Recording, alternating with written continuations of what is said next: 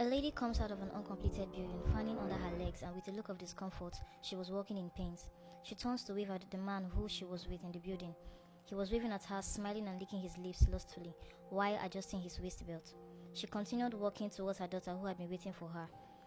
She had a questionable look on her face after seeing her mother's condition and asking her what she went to do in there. The lady then told her daughter that she works for the man and she went in there to work. She brought out money and gave it to the girl, and they left the place. The next day, the little girl went to school and met her principal with two teachers at the school gate.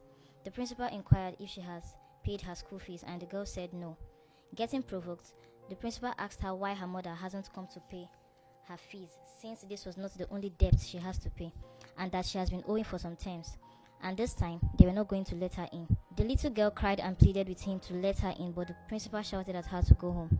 He chased her away and threatened to flog her with the cane. She cried all the way to the house. When she got home, she met her mom sweeping the compound. The lady stopped sweeping when she saw her child crying home. She asked her what the problem is and why she was crying.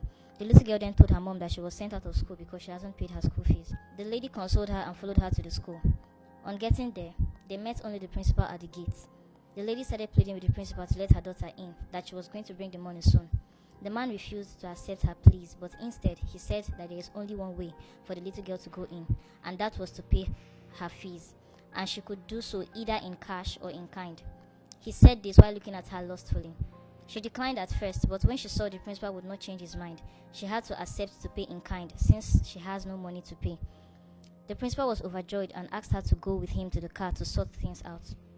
With very sad eyes, she then asked her daughter to wait there and went into the car with the man. Few minutes later, the car started shaking vigorously.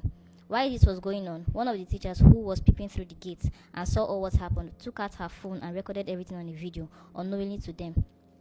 Few minutes later, they both came out of the car.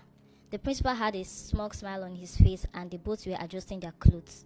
The little girl was looking at them in confusion as to what was happening, but the mother told her to go inside, that all was settled. The principal took the child by her hand and asked her to wave her mom goodbye, and he led her into the school. She waved at her mom and her mom waved back and left sadly. The teacher who saw them hid somewhere when the principal came in. She came out and ran after the lady. When she met the lady, she began asking her what the problem is, because she looks very unhappy. The lady tried avoiding the questions and pretended that everything was fine. The teacher took out her phone and showed the video to the lady, saying that she saw she and the principal going in and out of the car.